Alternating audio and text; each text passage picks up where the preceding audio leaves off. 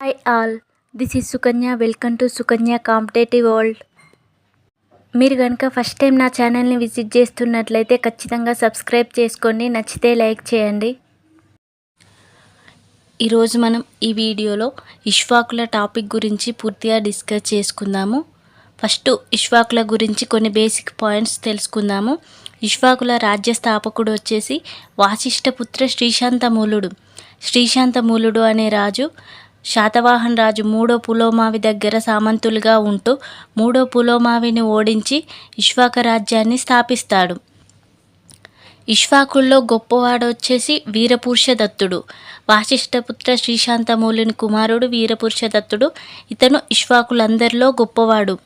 ఇక్ష్వాకులందరిలో ఎక్కువ సంవత్సరాలు పాలించిన రాజు వచ్చేసి యహుల శాంతమూలుడు.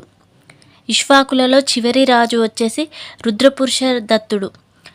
మనకి ఇక్ష్వాకులలో చారిత్రాత్మకంగా 4 రాజులు ఉంటారు. వాసిష్ఠపుత్ర శ్రీశాంతమూలుడు, వీరపురుషదత్తుడు, యహుల శాంతమూలుడు, రుద్రపురుషదత్తుడు. వీరు 4 రాజులు ఇక్ష్వాక రాజ్యాన్ని పరిపాలించారని తెలుస్తుంది. పురాణాల ప్రకారం 7 రాజులు అంటారు, కానీ దానికి సంబంధించిన ఆధారాలు ఏమీ లభించలేదు. ఇక్ష్వాకుల అధికార చిహ్నం వచ్చేసి సింహం. ఇక్ష్వాకుల రాజధాని విజయపురి లేదా శ్రీపర్వతం లేదా నాగార్జునకొండ. ఇక్ష్వాకుల రాజభాష వచ్చేసి ప్రాకృతం. అధికార మతం వచ్చేసి శైవ మతం. వీళ్ళు ఆదరించిన మతం వచ్చేసి బౌద్ధ మతం. వీరపురుషదత్తుడు బౌద్ధ మతాన్ని ఆచరిస్తాడు. ఇక్ష్వాకుల గురించి తెలిపే శాసనాలు వచ్చేసి నాగార్జునకొండ శిలాశాసనం, అమరావతి శాసనం, రెంటాల, కేశన్పల్లి. ఇవి ఇక్ష్వాకుల గురించి బేసిక్ ఇన్ఫర్మేషన్ అండి. ఇక్కడ మనం గుర్తుపెట్టుకోవాల్సింది రాజ్య స్థాపకుడు వాసిష్ఠపుత్ర శ్రీశాంతమూలుడు. మనం శాతవాహనులు టాపిక్ చూసాం కదా. శాతవాహనుల రాజ్య స్థాపకుడు ఎవరు? శ్రీముఖుడు. వీరిలో గొప్పవాడు వీరపురుషదత్తుడు. శాతవాహనులో గొప్పవారు వచ్చేసి గౌతమిపుత్ర శాతకర్ణి. శాతవాహన్లో చివరి రాజు వచ్చేసి మూడో పులోమావి. ఇక్ష్వాకులలో చివరి రాజు వచ్చేసి రుద్రపురుషదత్తుడు. శాతవాహన్ల రాజధాని వచ్చేసి కోటిలింగాల, ప్రతిష్టానపురం, ధాన్యకటకం. అదే ఇక్ష్వాకుల రాజధాని వచ్చేసి విజయపురి, శ్రీపర్వతం, నాగార్జునకొండ. రాజభాష ప్రాకృతం. శాతవాహనుల రాజ్యభాష కూడా ప్రాకృతం. బట్ ఇక్ష్వాకులు అనేవారు మధ్యలో యహుల శాంతమూలుడు సంస్కృత భాషను కూడా ఆదరించాడు. సంస్కృత భాష ప్రాచుర్యంలోకి వచ్చింది యహుల శాంతమూలుని కాలంలో. ఇక్కడ మనం గుర్తుపెట్టుకోవాల్సింది ఇక్ష్వాకులు అనేవారు శాతవాహనుల సామంతులు.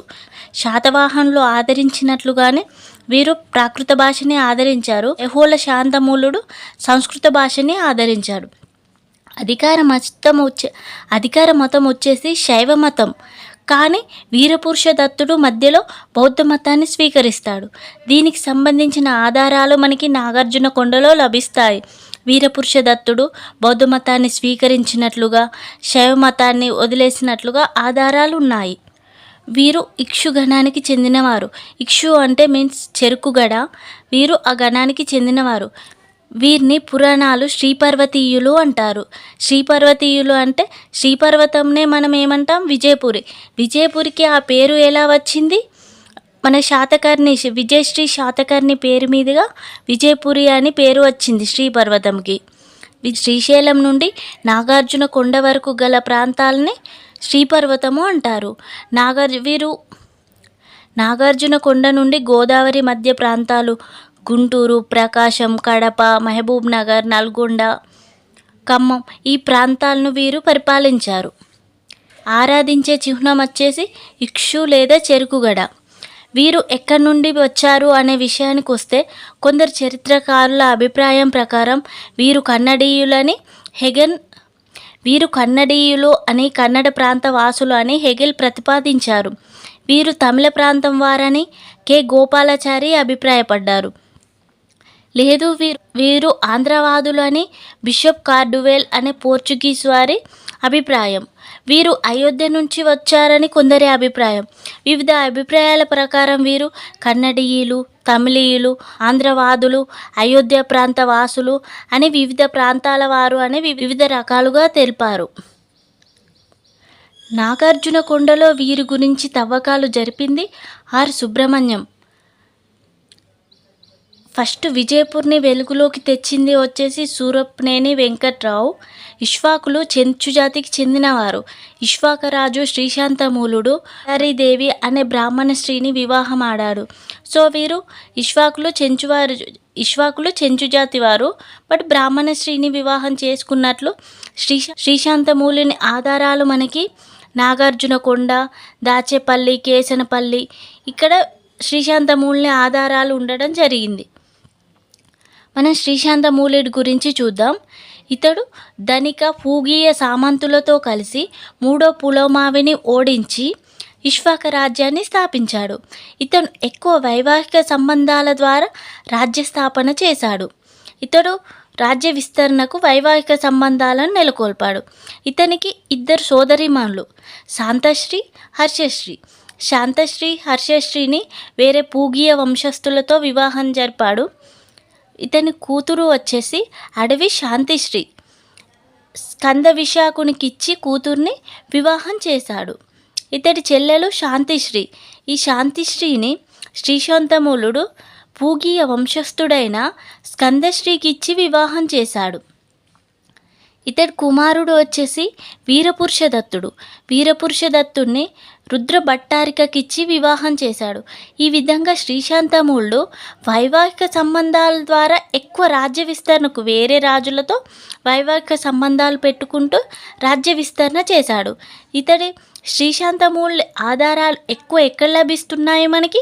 ఫణిగిరి, నల్గొండ ప్రాంతంకి చెందిన ఫణిగిరిలో లభిస్తున్నాయి. ఇతడు శ్రీశాంతమూలుడు లక్షలాది గోవులను, నాగళ్లను, భూమిని, లక్షలాది రూపాయలని దానం చేశాడు.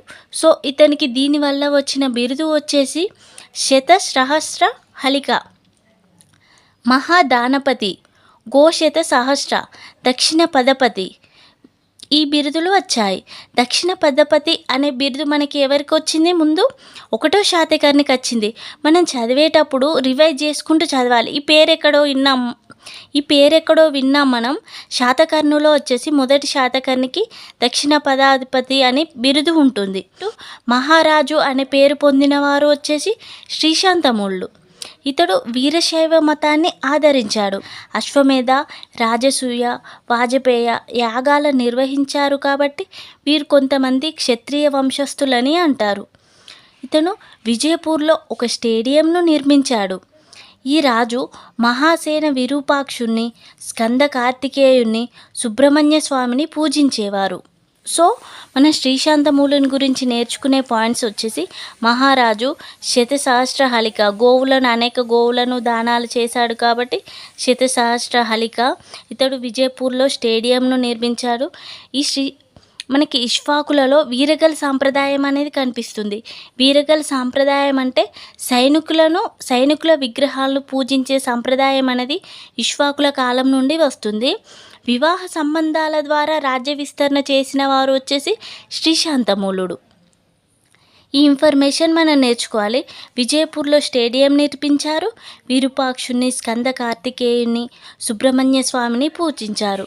ఈ ఇన్ఫర్మేషన్ చూసుకోండి. నెక్స్ట్ 2వ రాజు వచ్చేసి మాటరీపుత్ర వీరపురుషదత్తుడు. ఇతని ఆధారాలు వచ్చేసి మనకి ఆలూరు, నాగార్జునకొండ, అమరావతి, జగ్గయ్యపేట, ఉప్పుకొండూరు అనే ఈ ప్రాంతాల్లో మనకి ఆధారాలు కనిపిస్తాయి. ఇక్ష్వాకులందరిలో గొప్పవాడు వచ్చేసి వీరపురుషదత్తుడు. ఇతను మహాయాన బౌద్ధ చరిత్రలో స్వర్ణయుగం. అంటే ఇతను బౌద్ధ మతాన్ని స్వీకరించి బౌద్ధ మత అభివృద్ధికి దోహదపడ్డాడు. ఇతను నాగార్జునకొండను దక్షిణ గయగా అభివర్ణించాడు. మనకి హీనయానం, మహాయానం అని ఉంటాయి. మహాయాన బౌద్ధ చరిత్రలో దక్షిణ గయ అంటే నాగార్జునకొండని దక్షిణ గయ అభివర్ణిస్తారు. ఇతను ఫస్ట్ వైదిక మతాభిమానిగా ఉండేవాడు. బట్ ఇతని మేనత్త ఉండేది. మేనత్త వచ్చేసి శాంతిశ్రీ ఒత్తిడి మేరకు ఇతను బౌద్ధ మతాన్ని ఆదరించినట్లు ఆధారాలు ఉన్నాయి. శాంతిశ్రీ నాగార్జునకొండలో వీరపురుషదత్తుని కోసం మహా చైత్యాన్ని నిర్మించింది. ఇతని గురించి ఆధారాలు అనేవి మనకి నాగార్జున కొండలో లభిస్తాయి.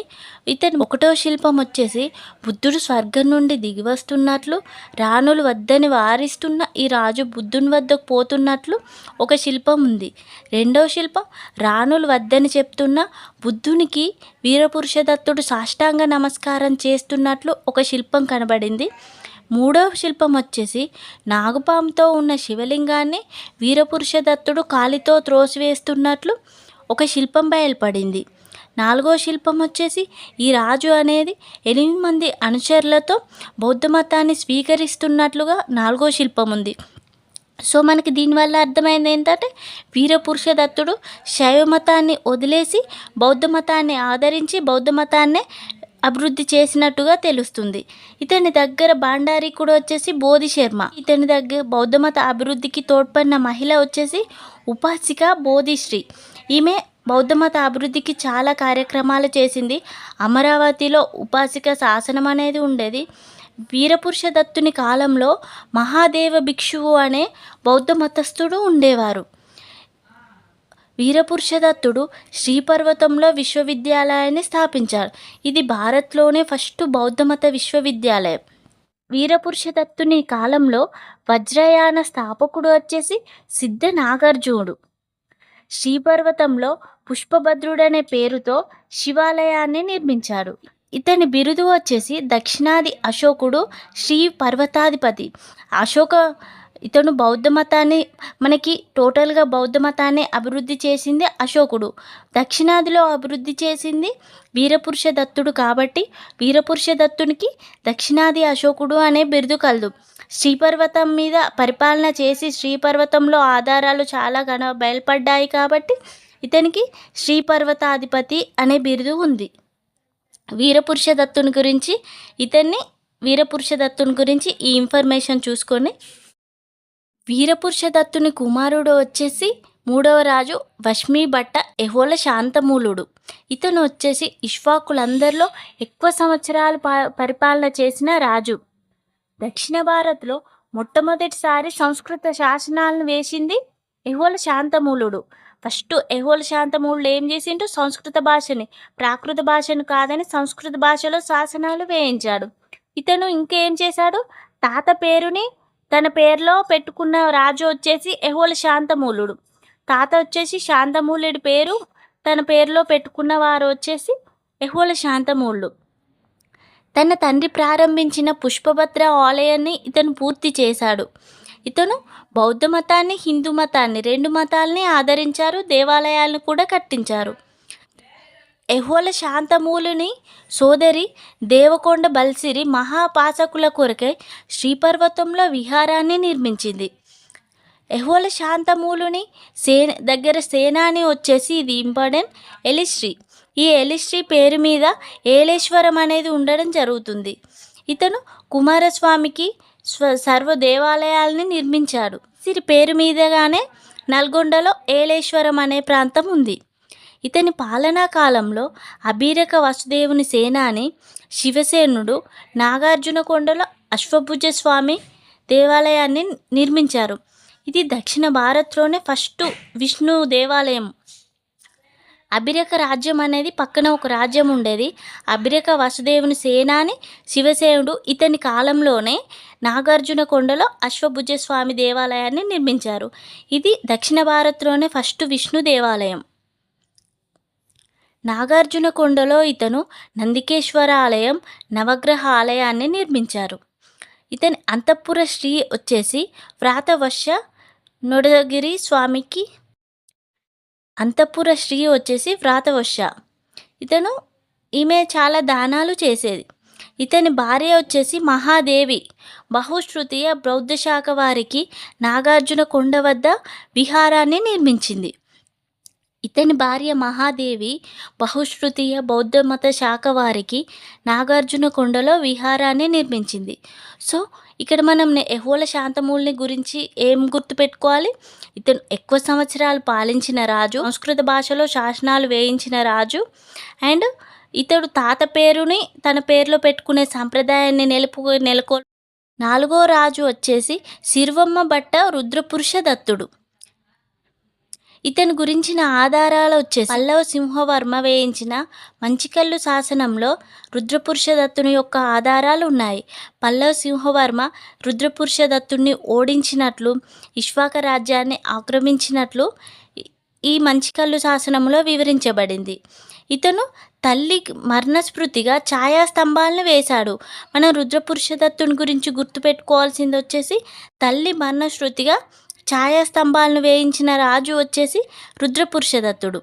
ఇతని పతనాంతరం జగద్గురు శంకరాచార్యుడు విజయపూర్ని సందర్శించి బౌద్ధ మతస్థులను ఓడించి కృష్ణానది ఒడ్డున దుర్గాదేవి గుడిని, హనుమంతుని గుడిని నిర్మించాడు. ఇతని పతనం తర్వాత జగద్గురు శంకరాచార్యుడు ఇక్కడ టెంపుల్స్, దుర్గాదేవి ఆలయం, హనుమంతుని ఆలయాన్ని నిర్మించారు. శిల్పాలపై శిల్పుల పేర్లు చెక్కే ఫస్ట్ సాంప్రదాయం అనేది ఇక్ష్వాకుల నుండే వచ్చింది. అండ్ మళ్ళీ శాసనాలపై తారీఖులు వేసే సాంప్రదాయం కూడా ఇక్ష్వాకుల కాలం నుండే వచ్చింది. ఒకటి ఇక్ష్వాకుల గొప్పతనం వచ్చేసి వీరగల్ సాంప్రదాయం. వీరగల్ సాంప్రదాయం అంటే సైనికుల విగ్రహాలను పూజించే పద్ధతి వీరగల్ సాంప్రదాయం. శిల్పాలపై శిల్పుల పేర్లు చెక్కించే సాంప్రదాయం, శాసనాల్లో సంవత్సరం, మాసం, తారీఖు ఈ ఇక్ష్వాకుల కాలం నుండే వచ్చింది. ఇక్ష్వాకులో ముఖ్యమైనది చేయి పైకెత్తి ఆశీర్వదిస్తున్నట్లుగా ఉన్న మాంధాత శిల్పం. ఇక్ష్వాకుల శిల్పాల్లో ముఖ్యమైనది వచ్చేసి చేయి పైకెత్తి ఆశీర్వదిస్తున్నట్లుగా ఉండే మాంధాత శిల్పం. ఇది జగ్గయ్యపేటలో ఉంది. వీరపురుషదత్తుని వద్ద బదాంతాచార్యుడు అనే బౌద్ధ మతస్థుడు ఉండేవాడు. ఇతను బౌద్ధ విహారాలను నిర్మించి అతని పేరుగా బదాంతాచార్య అనే పేరు చెక్కబడింది. ఇక్ష్వాకుల కాలంలో 2 శ్రేణులు ఉండేవారు. అదే శాతవాహనుల కాలంలో వచ్చేసి మనకు 18 శ్రేణులు ఉండేవారు. వీరిలో 2 శ్రేణులు ఉండేవారు. పర్ణిక శ్రేణి అంటే తమలపాకుల వ్యాపారం చేసేవారు. పూసిక శ్రేణి అంటే మిఠాయిల వ్యాపారం చేసేవారు. మనం గుర్తుపెట్టుకోవాల్సింది 2 శ్రేణులు, పర్ణిక శ్రేణి, పూసిక శ్రేణి. తమలపాకుల వ్యాపారం చేసేవారు, పూసిన శ్రేణి మిఠాయిల వ్యాపారం చేసేవారు. వీరి కాలంలో దినార మూషిక నాణాలు ఉండేవి. వీరు రోమ్ దేశంతో వ్యాపారం చేసేవారు. వీరి గురించిన ఆధారాలు మనకి ఫణిగిరిలో లభించాయి. నేలకొండపల్లిలో బౌద్ధ విగ్రహం అనేది ఇక్ష్వాకుల గురించి తెలుపుతుంది. ఇప్పటి వరకు డిస్కస్ చేసుకున్న ఇక్ష్వాకుల టాపిక్ నుండి మనం కొన్ని పాయింట్స్ రివైజ్ చేసుకుందాము. ఫస్ట్ వచ్చేసి 3వ పులోమావిని ఓడించి రాజ్యాన్ని చేపట్టిన రాజు వచ్చేసి వాసిష్ఠపుత్ర శ్రీశాంతమూలుడు. ఇతనే ఇక్ష్వాక వంశ స్థాపకుడు. ఇతని గురించి ఆధారాలు మనకి ఎక్కడ లభిస్తున్నాయి? నాగార్జునకొండ, జగ్గయ్యపేట, రామిరెడ్డిపల్లి శాసనాలు. మనకి ఇక్ష్వాకుల రాజధాని వచ్చేసి ఇంపార్టెంట్. ఇది వచ్చేసి విజయపురి. దీన్నే శ్రీపర్వతం అంటారు. ఇక్ష్వాకుల గురించి పురాణాలు మనకి ఏం తెలుపుతున్నాయి? వీరు శ్రీపర్వతీయులు అని తెలుపుతున్నాయి. శ్రీశాంతమూలుని ఏమంటారు? ఇక్ష్వాకు స్వామి అంటారు. శ్రీశాంతమూలుని భార్య ఎవరు? బ్రాహ్మణ స్త్రీ అయిన మటారీదేవి. శ్రీశాంతమూలుని కుమారుడు ఎవరు? వీరపురుషదత్తుడు. తొలి హిందూ మతాన్ని, తొలిసారిగా హిందూ దేవాలయాల్ని కట్టించిన ఆంధ్ర వంశం వచ్చేసి ఇక్ష్వాకులు.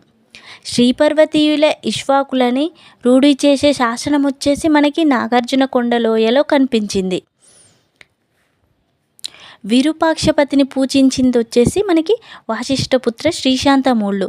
ఇతను వైదిక బ్రాహ్మణ మతాభిమాని. ఇతని కుమార్తె ఎవరు? అడవి శాంతిశ్రీ. ఇతని కుమార్తెని ధనికవ కుటుంబానికి చెందిన స్కంద విశాఖ నాగునికి ఇచ్చి వివాహం చేశాడు.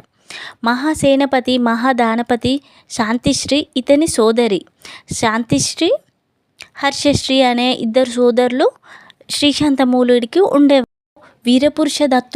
వీరపురుషదత్తుడికి 5 భార్యలు ఉండేవారు. మనం ఇక్ష్వాకుల గురించి ఇంకొక పాయింట్ గుర్తుపెట్టుకోవాల్సింది, మేనత్త కూతుర్లను వివాహం చేసుకునే సాంప్రదాయం కూడా ఇక్ష్వాకుల కాలం నుండే వచ్చింది. ఉజ్జయిని రాకుమార్తె రుద్రభట్టారికను కూడా వివాహం చేసుకున్నాడు. ఇక్ష్వాకుల కాలంలో బౌద్ధ మతాభివృద్ధికి కృషి చేసిన మహిళ వచ్చేసి ఉపాసిక బోధిశ్రీ.